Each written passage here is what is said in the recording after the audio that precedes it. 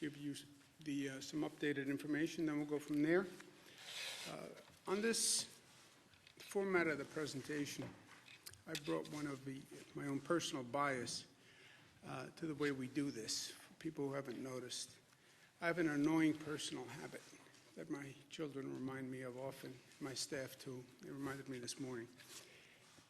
People love to give you their opinion on what they think. I think this, I think this. And I often will stop them and say, okay, before you tell me what you think, just tell me the facts. Just give me the facts first, before your interpretation of the facts. So I like to start with just the facts. Just give me the facts. And that's what we do in this presentation. Here are the facts. No opinion, no filter. And then I'll give you an opinion, but I'll tell you what's my opinion versus the facts. So just the facts. It is an annoying personal habit because people want to tell you their opinion. I think this. I know, but tell me the facts first. Then we'll do your opinion.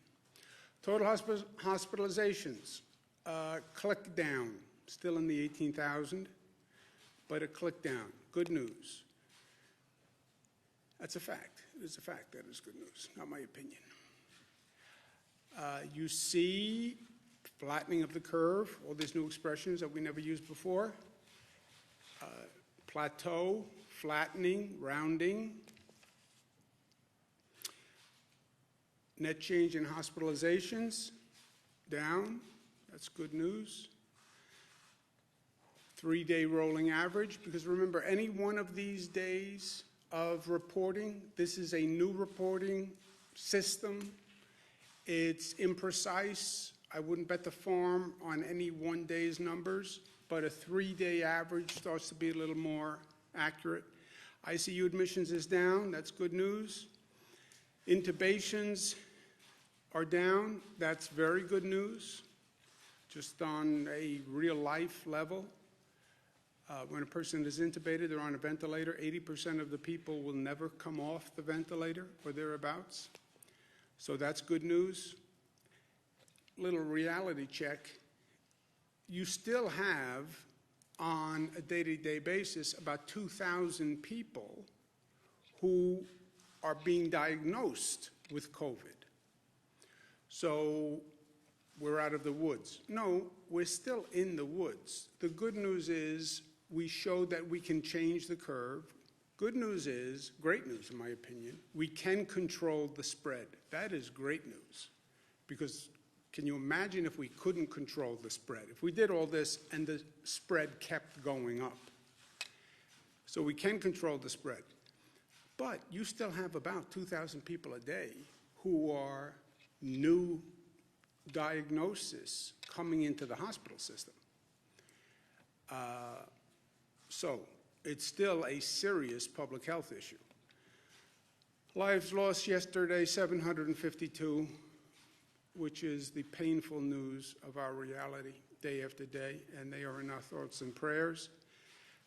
You see 707 in hospitals, 45 in nursing homes. People are interested in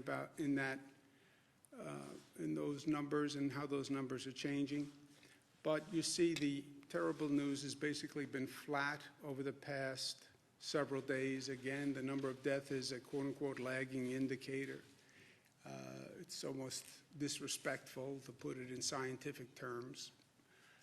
But these are people who were probably intubated, they were on a ventilator, and then again, a period of time on a ventilator normally has a bad outcome.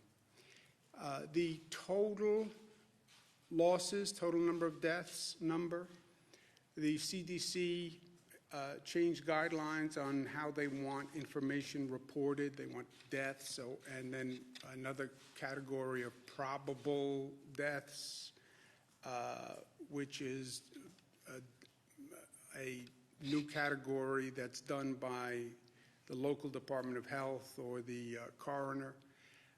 So we're going to rationalize those new reporting requirements with local governments and get that information out as soon as we can.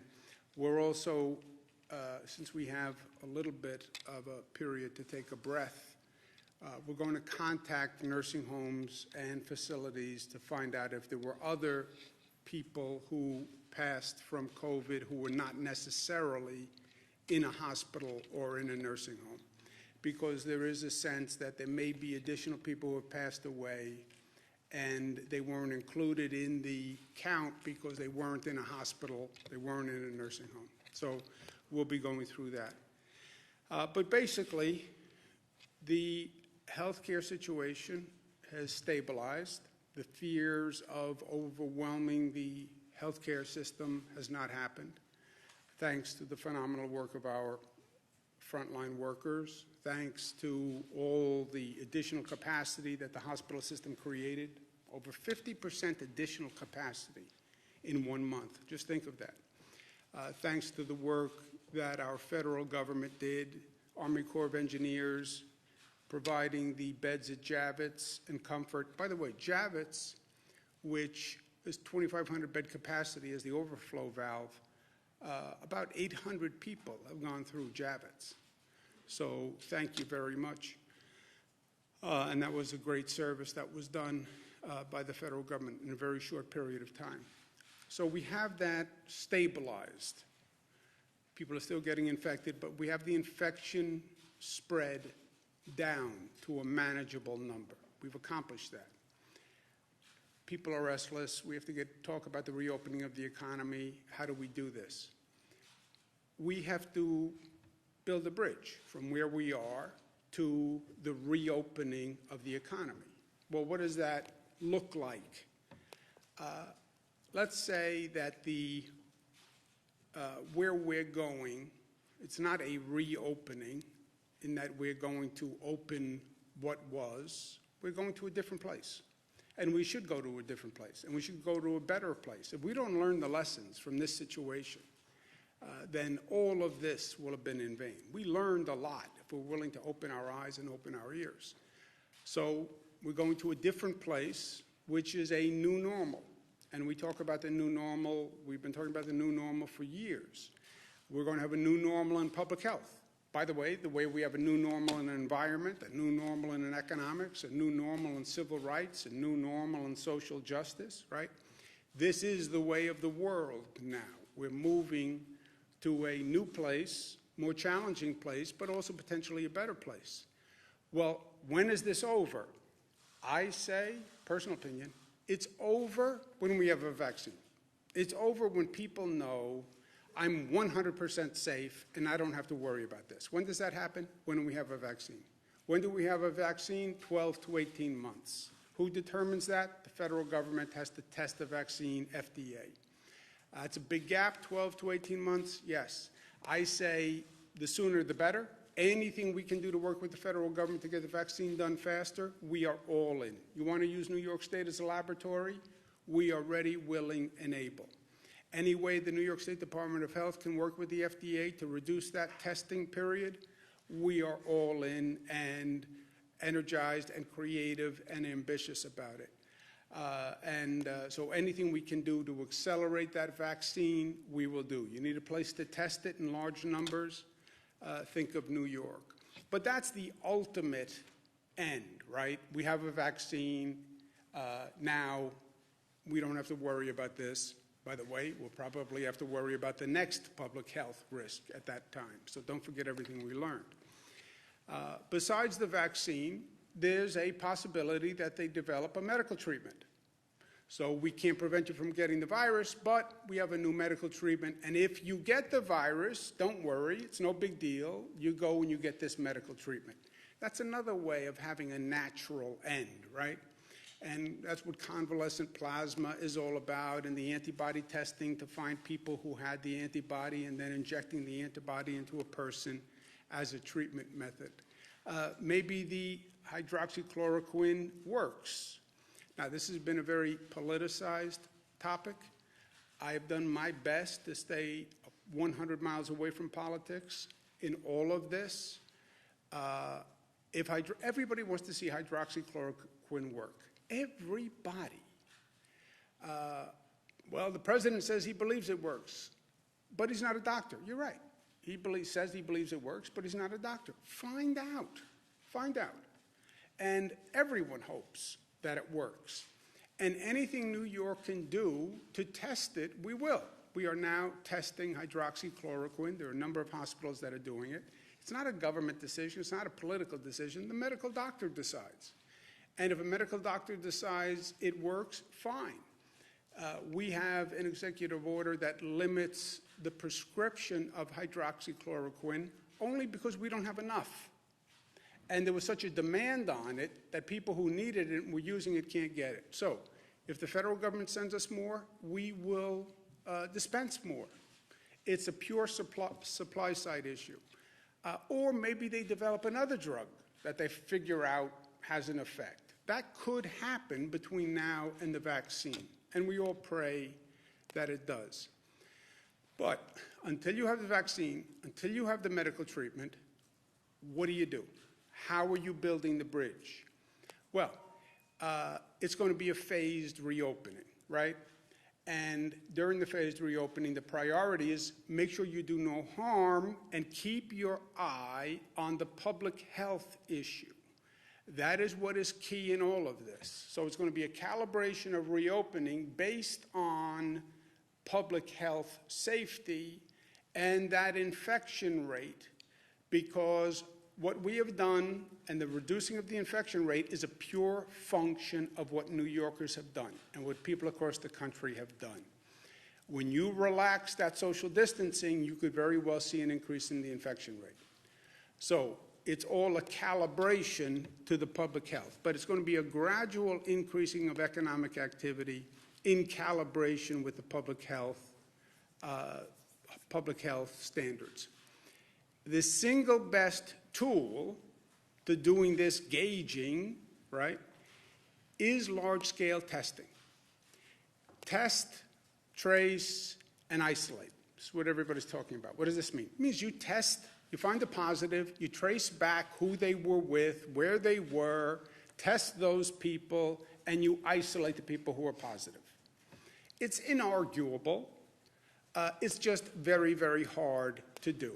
And it opens this new world of testing. And this new world of testing is a new world to all of us, by the way. There's diagnostic testing. Are you positive or negative? There's then testing for antibodies. Were you exposed? If I find out that you were already exposed and you had the virus, now you can go back to work because you had the virus, you have antibodies. Antibody testing, once you have the antibodies, you can help develop convalescent plasma where they can take your blood, take those antibodies, use it as treatment. There's saliva testing, which is faster and easier. It's not blood testing, it's not a swab, it's just saliva, but that's a new form of testing that's just being developed. There's finger prick testing, which is less invasive, but also being developed. There's full blood sampling testing, which is obviously more intrusive. But to do the testing, you need testing equipment. You need swabs, you need vials, and you need all of these things at a capacity that does not now exist. Where do you do the testing? We've been doing testing in hospitals. Frankly, that's not a great place to do testing. You don't want people walking into a hospital emergency room who may be positive for COVID. Our drive-through locations are better. But how do you bring that to scale, all right? And then, even if you have the equipment and the testing site and the personnel to do the testing, where do you get the labs to test all of these tests? This is a whole world of questions that nobody has ever seen before. The bottom line is, well, you need large-scale testing. Let's do it. We can't do it yet. That is the unvarnished truth. I know because New York has been doing this since this started, exploring this new world. We have done more tests than any other state. We've done over 500,000 tests. Which is more than the other states that are near us combined, okay? So we've been very aggressive here. But in all this time, we've only done 500,000 tests. Now, that's a large number of tests, yes, but this is over 1 month period, and even 500,000 tests.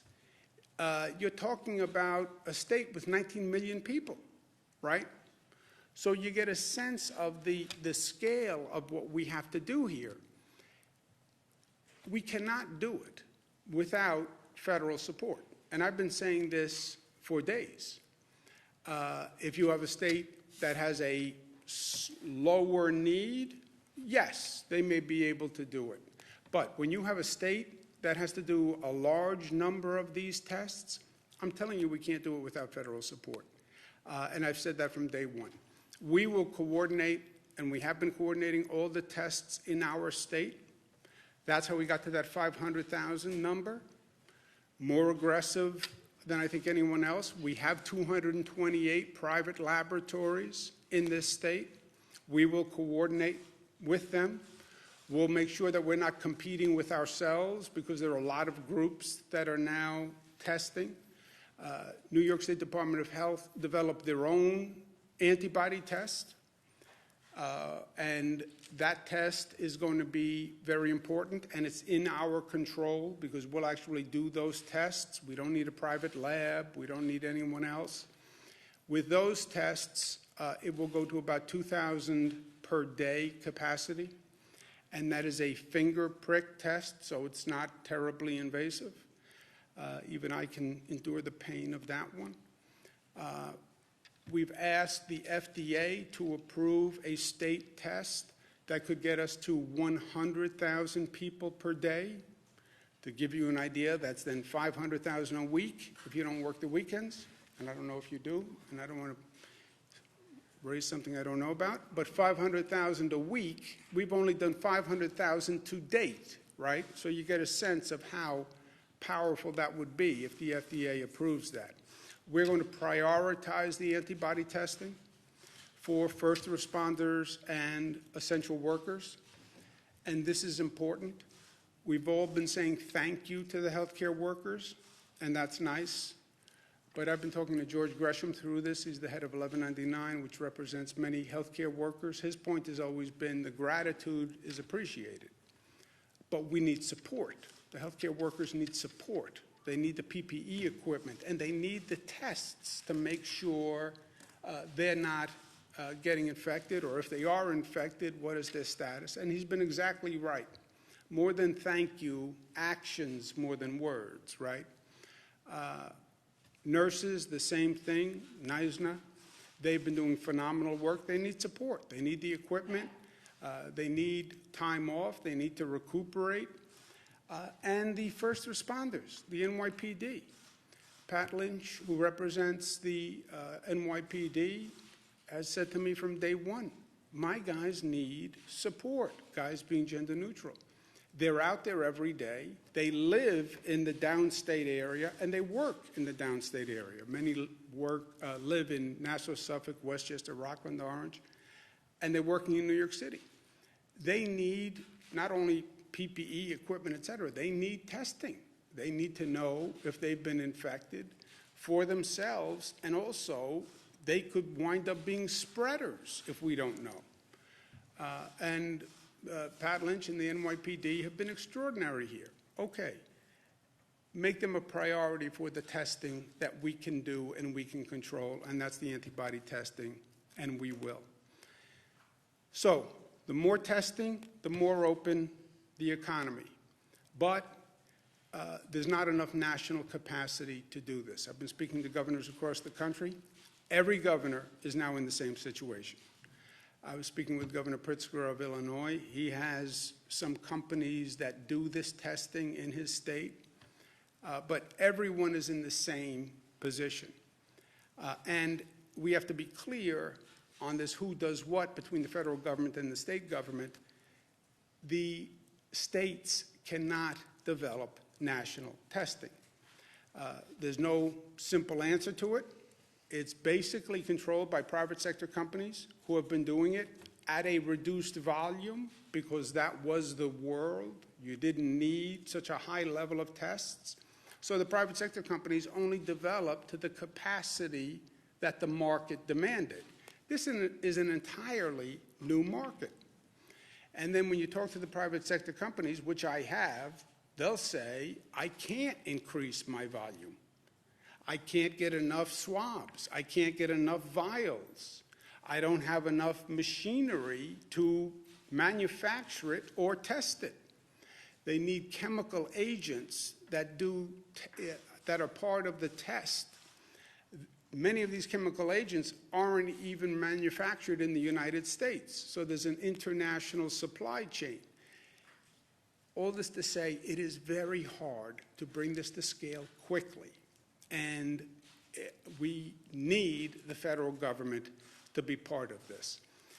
Testing capacity, to me, is like what ventilators were over the past month. All of a sudden, because of this virus and the respiratory attack, we need massive numbers of ventilators. I never heard about ventilators before this. I now know more than I ever wanted to know about ventilators. But it came out of the blue. They're very hard to manufacture. There's a whole supply chain. They're a sophisticated piece of equipment, and it's very hard to get them manufactured quickly. No one is to blame on ventilators. No one is to blame on testing. I know we're in a political world. Well, who's to blame? Who's to blame? Sometimes there's nobody to blame, you know. On this testing situation, there's nobody to blame. Just how do we now do it? How do you now scale this up and scale it up quickly? Because we want to phase the reopening as fast as we can between now and a medical treatment and a vaccine, right? That's what we're doing. I do know this. Let's learn the lesson of ventilators. The answer on testing is not what happened on ventilators, which is 50 states competing against each other to buy testing capacity from these private sector companies, and the federal government, which is also buying testing capacity, competing against the 50 states. That is not learning the lesson of what we did before. So, partnership with the federal government, 100%. But we need that partnership to do this. Once you test, then you have to trace the contacts. So we test Bernadette. Bernadette turns up positive. Okay. Who were you with over the past week? What family members were you with? Who do you sit next to in the office? You now have a list of 30 people. If it's Bernadette, even more, because she's highly social, has a lot of friends. Now, somebody's got to run down that list of 30 people from one positive. It's a detective, investigator in the public health space. That is a massive undertaking. It's intelligent, but it's massive. And that is an army of tracers. So testing, have to get that up to scale, and then tracing. Yes, but that's a massive undertaking that we now don't do. So, testing, tracing, isolation. Yes, we have to do that in concert with the federal government. Again, no one's done it before. No one has done it to this volume. And second, for the states to do this role of reopening, we need funding. And the past federal legislation has not provided it. It's that simple. They funded many good causes, hospitals, small businesses, etc. Yeah, but you now want the state governments to do all this work. Do this, do this, do this, do this. Okay, I'll do everything I can. I need your help with the things I can't. But you have to provide funding because at the same time, the state governments are broke. And that's not just me. That's every governor in the United States. That's the National Governors Association. The chairman, Governor Hogan, good man, Republican, and myself, vice chairman for the National Governors Association, wrote a joint letter saying the states need $500 billion in funding because I have to be afloat and have some capacity to do all these things you want the governors to now do. And that has to be in the next federal legislation. And there can't be excuses about it. So from today to 18 months, which is the last date for a vaccine, that's what we have to work through. First rule, do no harm. This is a public health crisis. We're still in the woods, and just because that number has plateaued doesn't mean it's any time to relax what we're doing. So do no harm, don't go backwards. Hope we find a medical treatment between now and 18 months. In the meantime, testing, tracing, trying to get that up to scale, which is going to be the equivalent of trying to get Apollo 13 back to Earth, 220,000 miles, 50 years ago. It is a very difficult task. It can't be done perfectly, I can tell you that right now, but we can do better than we're doing. And in the meantime, a phased reopening of the economy as educated by testing, tracing. Now, one other point on the phased reopening. What does that mean? And how do we phase this reopening until we get to a medical treatment or a vaccine? This is what we're thinking about. We need clarity on what the federal government is going to do and what the state governments are going to do. I heard the president last night. The states, it's up to the states, basically. Great, I get it. And the states can do the do no harm. It is their job to do the public health monitoring. The states can also do the phased reopening plan. We cannot do, the states that have a large problem, cannot do the testing and tracing without federal assistance. And that's important. On the reopening, we can do, and we have a blueprint for the reopening. Again, as guided by testing, tracing. But there are two factors really on the reopening. How essential is the business, service, or product or function? The more essential a business, service, or product, the more urgent the need to immediately get them back online or as soon as possible. So how essential is what the business does? And then second, what is the risk of infection spread of that business? Some businesses can say, I can open tomorrow. In my business, I'll have all sorts of precautions. People will not be less than 6 feet apart, period. There will be no congregation of people. I won't do conferences. I won't do joint meetings. It's not the way my business operates. I can bring everybody back, put them at separate desks. They'll never be near each other. I have a very low risk of infection spread. Businesses can start to redesign their workplace to think that way. All right, so your business poses a low risk of infection spread. That's the second factor. Then the first factor is how essential is your business. So that is almost a business by business evaluation that has to go on. And then once you determine the essential nature of the business, because right now we have all quote-unquote essential workers who are working, right? This would be, well, what's the next tranche of essential workers? And how high or low is the possibility of infection spread if that business becomes operational? And then you basically have a matrix where the lower risk of infection spread and the higher nature of essential services are the businesses that you would start prioritizing, right?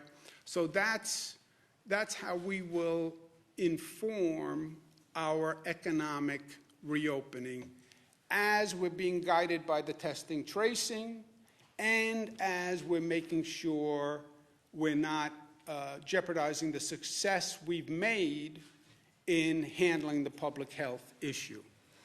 That's the whole outline, the whole vision from here to 18 months, building that bridge to the new normal for the economy until we get to a conclusion. In the meantime, for today, stop the spread. I'm going to show you a chart in the next couple of days. We've been tracking the infection rate, which is what? Which is one person. How many people does one person infect? Does one person infect one person, 2 people, 3 people? That rate of infection is the difference between a manageable situation and a pandemic. And they can calibrate that for what Wuhan did, where we are now, and where we were. And it is a fascinating analysis. But in the meantime, what do we do today? We have to continue to stop the spread. This is a constant calibration also. I'm going to issue an executive order that says all people in public must have a mask or nose covering, mouth and nose covering, and they must wear it in a situation where you cannot or are not maintaining social distancing. Meaning what? Meaning the same thing we've been saying from day one. If you're going to be in public and you cannot maintain social distancing, then have a mask. And put the mask on when you are not in socially distanced places. You're walking down the street alone, great. You're now at an intersection, and there are people in the intersection, and you're going to be in proximity to other people, put the mask on. Your right to go out for a walk in the park, go out for a walk because you need to get out of the house, the dog is getting on your nerves, fine. Don't infect me. You don't have a right to infect me. If you are going to be in a situation in public where you may come into contact with other people in a situation that is not socially distanced, you must have a mask or a cloth covering nose and mouth. That is by executive order. So if you're going to get on public transit, you're going to get on a bus, you're going to get on a subway, you're going to stand on a subway platform, you're going to walk in a neighborhood that is busy, you're going to be on a sidewalk, you're going to pass other people on a sidewalk, you're not going to be able to maintain social distancing, you must wear a mask. Or cloth, or an attractive bandana, or a color-coordinated bandana, cloth, but you have to wear it in those situations. We'll give people 3-day notice to allow compliance, just on the off chance that somebody doesn't have a cloth covering or a mask, and we'll go from there. On the ventilators, we've stabilized our healthcare situation. New York had one of the earlier curves. There are other places in this country are now seeing increases in the death rate, and they're seeing stress on their healthcare system. I will never forget the generosity that people across this country showed to our state. And I said at that time, New Yorkers are generous and they are grateful and gracious, and when you need help, we will be there for you. And we will be. State of Michigan is going through an issue right now. State of Maryland is going through an issue. We're stabilized. We're going to send 100 ventilators to Michigan and 50 to the state of Maryland. Last point, personal opinion, build the bridge. We built a bridge. And I learned a lot by building that bridge. And it's a lesson that has informed me and a lesson that I think should inform people who are hearing about us needing to build this bridge. There was a bridge across the Hudson River called the Tappan Zee Bridge. It was in very bad shape, had been in very bad shape for 20 years. For 20 years, everybody talked about we're going to replace the Tappan Zee Bridge. Nobody did. Tappan Zee Bridge was in such bad shape that there were actual holes in the roadway that they would put these large metal plates over. And when you were driving across the Tappan Zee, you go over one of these metal plates, and the plate would bounce a little bit. And you could actually see glimmers of light that would come through the hole and the metal plate. Traumatized 2 generations of drivers, me included. And government kept saying, yeah, we have to replace this bridge, we have to replace the bridge. Never did. I become governor, I say, we have to replace the bridge. A whole raft of bureaucrats say to me, I mean that in a nice way, you know what, it's too risky a venture. It goes across the Hudson River. The Hudson River is an environmentally sensitive place. You try to build a bridge in the Hudson River, you have to put down piles, you have to do all that construction. It's going to annoy environmental concerns. It's going to be very expensive. It's a very high-risk, difficult project. And they cautioned me not to do it. And by the way, for 20 years, nobody had done it. I said, yeah, but then you don't build the bridge. I understand the risk. I understand you could get blamed. I understand something could happen. I understand whatever you do in life, people are going to have 57 different opinions, and it's never going to be perfect. And yes, they can always write stories. This one criticized this one criticized this, and we love negative in society for some reason. But then you don't get anything done. Long story short, we built the bridge on time, on budget. It's beautiful. We did go through all the heartburn of going through a construction project in the public domain. Yes, many people criticized. We picked blue, they wanted green. We did this, they wanted that. That's the nature of people. But we did it. We did it. And it is a beautiful symbol for me. And for anyone who sees it, don't tell me that we can't do it. Don't tell me we can't do it. Because I know that we can do it. Because we did do it. And we did it very well. Have we dealt with a situation like this? No. Can we build a bridge that takes us from today to 18 months? Yes. Yes. Because we are bridge builders. That's what we do. We build bridges, sometimes literally, sometimes symbolically, sometimes metaphorically, but we build bridges. The bridges can be a bridge, can be an airport, it can be a new civil rights legislation, it can be new labor rights legislation, new minimum wage legislation, but we build bridges. That's what we do in New York, and we're going to do this. Questions? Governor, on the mask issue, now, so this will be any public space where there is congestion? We're talking busy streets, stores? We're just trying to get clarity on what this means. Any situation in public where you cannot maintain social distancing. 6 feet? Is that what we're talking here? 6 feet. If you can't maintain that social distancing because you're going to a congested area, or it's a situation where you can't maintain social distancing. You cannot maintain social distancing on public transit. You can't. You can on a street that is unoccupied, but if you're going out for a walk and you may come to a place where you can't maintain social distancing, you have to have a mask. Will there be penalties? Criminal prosecutions? There's a possibility for a civil violation. You could get a penalty. You know, you jaywalk theoretically, you get a penalty. Local governments would enforce it.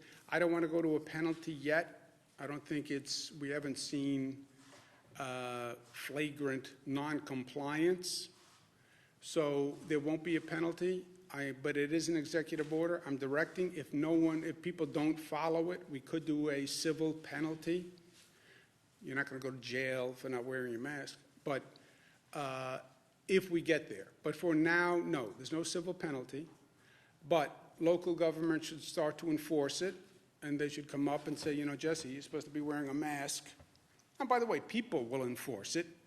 They'll say to you, if they're standing next to you on a street corner, where's your mask, buddy? In a nice New York kind of way. Is it in the public interest in the public health for New York to release the number of COVID cases and fatalities at individual nursing homes? Two interests? Is it in the public interest? I know. Two interests. One interest is release as much data as possible. We will release as much data as possible on people who have died in nursing homes. Second interest is respect and legal rights to privacy. You pass away in a nursing home, or your parent passes away in a nursing home, God forbid. Should your parent's picture really be on the front page of the newspaper the next day because they passed away from COVID? Did that mean their privacy should be violated? And I should release their name so that they could be on the news that night? You know, so that's the balance. I've said to them, err on the side of more disclosure, and that's what they've been doing, and that's what they're going to continue to do. But don't discount a person's right to privacy about the death of a loved one and your right to publicize that death because you want to. So it's a balance. Just remember that. I was talking about names, like Okay. names, and I think people were talking about just counts. I got it. Governor, on No, people are. Maybe you're not, but people are. so on this executive order, Mayor de Blasio, what kind of coordination do you have with the city? Because Mayor de Blasio said today, if you go into a grocery store, you have to wear a mask. That's his new order. But did you talk to him at all? And also, going back to my question yesterday with those homegrown tests, you're talking about you need federal assistance in order to up capacity and capability. But if the city's already trying to do that as well, how much are you working with those city partners? Yeah, Melissa can talk about the overall coordination. We have 400 local government officials in this state. This is a statewide order. I have 700 school districts. I have 50-something county executives. We coordinate as much as we can with everybody. Local governments should and must be doing what they think is necessary. And then we have statewide directives that everyone should do because we have to have one state plan, right? And then I have to turn around and coordinate with New Jersey and Connecticut and 5 other states. So we have to have one state plan. And then I try to coordinate down, then I try to coordinate up with the federal government, you know, all this coordination. So you do the best you can, but when you have a statewide situation, which is what this is, you have to have rules that are statewide, and we try to coordinate with everyone. They can have their own rules, they just can't conflict with a statewide rule. That's the balance, that's the law. So they can do anything they want, just they can't conflict. There will be times when they take a local action, which happens usually also. They take a local action, the state then takes an action, the state action overrides the local action, whether it was plastic bags or whatever, you know. A lot of times we get into situations where you have a lot of local laws, different local laws, and then the state takes an action which overrides the local laws. That's not just in this situation. This is just a more condensed version of it. So I don't know all the local laws that are out there on masks, to tell you the truth. And as long as they don't conflict, great. But if there's a conflict, the state law governs. So Bernadette, I could just to follow up on that. So the details here are obviously important. What the mayor announced yesterday was that he's going to be moving to the new testing system, that they're going to be acquiring testing systems. What he's talking about is the swabs and the vials that they go in. What the governor is talking about is testing capacity. We've been limited by the testing capacity in the labs. So there's two parts to that. There's the swabs that you use to actually get the sample, and then you send it to the lab. And you are constrained by the testing capacity in the lab. So what the governor's talking about is increasing the capacities in the lab, and we are working hand in glove with the city on that and all of our local governments. On the masks, yes, I've been speaking to the city. We're fully supportive of what they said this morning in grocery stores, and we discussed it, and this was the next logical step, was to build on top of that. So, maybe just so you understand testing and how complex this is. The first issue is you can't bring it to scale, but forget that. Before you even get there, you can't get enough equipment, testing equipment, swabs, vials, literally the material that you need. When you talk to a private sector company, this is all done by private sector companies. When you talk to them about how do you triple capacity, they'll say, I can't get the swabs, I can't get the vials, I can't get the physical equipment. That's one step. They'll then say, I can't get the testing agents, the chemicals that they need to do the actual testing. They'll then say, I don't have the machines that can do the testing. So you have that whole supply chain.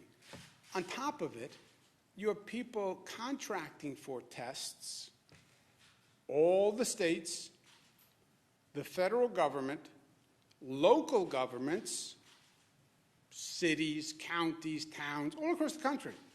You then have private companies that are trying to buy tests.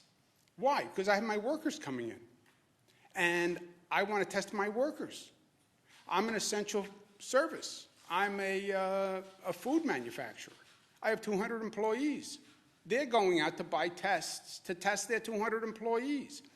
All of this volume is descending on these private sector testing companies that never anticipated this tremendous volume. So you're one of these testing companies, they're getting called from everybody. Private companies, local government, states, federal government, I need more, I need more, I need more. So you have this whole, it's just a complicated, chaotic, it is what ventilators was, probably even worse. Now, can the federal government do this? No. Can the state government do it? No. Can anyone do it? No. But we have to do the best we can to try to figure out how do you get the supply chain up, where do the chemicals come from, what countries do they come from, and that has to happen with the federal government. The state has shut down at least one state park in Rockland County at the request of local officials there. Why was that done, and do you anticipate closing down more state parks across the state? I don't know why the park was closed down. Does anybody know? Yeah. Melissa? There were complaints from some local elected officials, I believe, in Rockland County, and so the Parks Department evaluated the situation, and they decided to err on the side of caution, and so they've temporarily closed the park. Our goal is to leave the state parks open because, as the governor said, we do want green space where people can go and get fresh air and exercise safely while they're able to social distance. So we're going to evaluate that situation and make a determination for the long term, but for the short term, it is closed. Your death toll now outpaces far way too many other states. Can you please comment on whether or not you think that the state should have closed down sooner, and if you believe closing down the state sooner would have saved more lives in New York? Yeah, look, we can go back and do a retrospective sometime when this is over. As I said, I don't like to do Monday morning quarterback when you're at halftime, because you're at halftime. So it's not really, I don't know how this turns out. I don't know how it turns out for New York. I don't know how it turns out for the nation. So I just don't see how you start to do a game review while you're at the middle point of the game. If you forced me for a game review now, I would say, yeah, I'd like to know, let's go back to December, January. Who was saying what, when? Where was the international health community? The president says, where was the World Health Organization? This is not my world, right? I don't know who should have done what, when, in January, February, et cetera. On the New York, which is a convenient fact that people miss. There is no state that moved faster than the state of New York from the time of our first case to starting to shut down to total shutdown. That all happened in like 19 days in the state of New York. We didn't have a case early on. Remember, this was Seattle, state of Washington, California first. It came to the East Coast later. But from time of the first case to total shutdown, New York State was the shortest period of time. There were, excuse me one second. And then we had steps in the middle between first case and total shutdown. We did schools, we did 25%, 50%, 75%. But the whole thing was 19 days. And what you also have to remember is, and just as a matter of days, on the factual question of speed of movement, no state moved faster than 19 days from first case to total shutdown. Second point is, it was not about my declaring a total shutdown. No one had been here before, and yeah, I can sign an executive order saying total shutdown, and the people of New York can say what they would like to say, which is said nicely is, I am not going to comply with that because it's highly intrusive and you have not shown me any need for that action. Do you personally regret not moving quicker? No, I moved faster than any state in the nation. What else do you want? Yes, Governor, Renee? I have two questions on the masks. There's video out of Philadelphia of 10 officers pulling a man off of a train who was not wearing a mask when he was told to put one on or get off. Obviously, in New York, public transit is big. If that happens, if people refuse to get off the trains, what will happen to them? Yeah, we're not there yet. There is no civil penalty yet. There is no mandatory eviction from a public transit yet. Step one is, talking before, the way I govern is I try to lay out the facts to New Yorkers and then say, this is what I propose given the facts, right? Started by saying, here are the facts. It's not my opinion. It's just here are the facts. Then I'll offer my opinion, and you can throw it out the window, throw it in the garbage pail. Then I'll say, this is what I propose based on the facts. Our success here has been the very high compliance rate with a very aggressive policy that came out of the blue. I mean, just think what you're asking people to do. Stay home and don't go outside. Why would you ever believe New Yorkers would comply with that? I think we were very effective at laying out the facts and explaining why. They're staying home, not because I'm giving them a ticket or because I am saying you'll go to jail. They're staying home because they say, I heard you, and it makes sense to me, and I'm doing it because it makes sense to me. So I haven't given anybody a ticket for running a business. I haven't given anybody a ticket for violating anything. It's because they understood the facts. Where I am now, I'm saying, here are the facts. Stopping the spread is everything. How can you not wear a mask when you're going to come close to a person?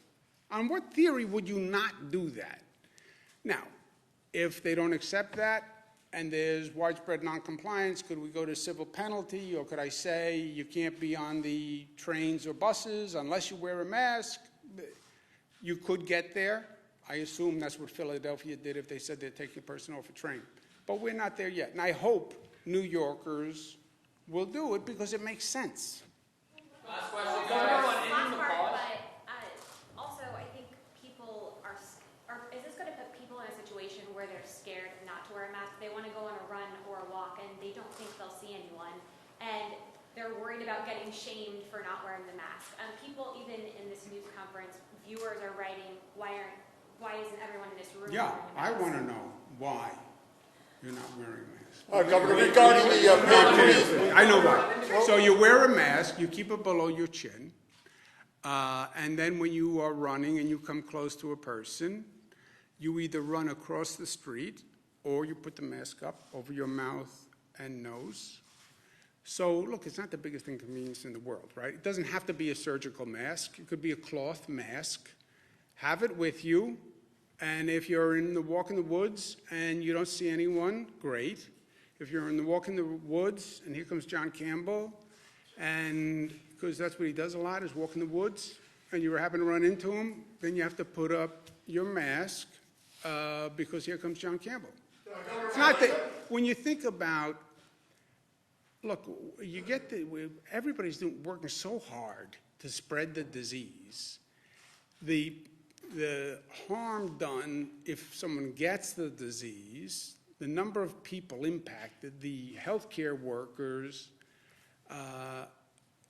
wear the mask. What's the big deal? It can be a mask, it can be a cloth, it can be a bandana, you can make it colorful, you can have a design, make it advertising. What's the big deal, right? Risk reward is life. the pay freeze for that hits about 80,000 union workers. I think there's 500 to 600 docks workers who have now been infected. That's the prison system, that's parole. Some of them are nurses in state hospitals. So you have now a group of state senators led by Tom O'Mara is asking that you unfreeze that 2% so they can see that tiny amount in their paychecks. Would that break the bank? Yeah, Joe, it would break the bank. You know how you know? The bank is broken. That's how you know. And the state is broke. And there's a lot of good things I would like to do for a lot of good people that we cannot do until we have some financial stability. And if they want to help, tell them, call Washington and tell Washington that you neglected the state's financial needs in the legislation you passed was wholly disrespectful of the reality of the situation. And you know that state governments are insolvent. You know they had to freeze pay increases. You know they had to take all sorts of drastic measures. They couldn't fund education the way they wanted to.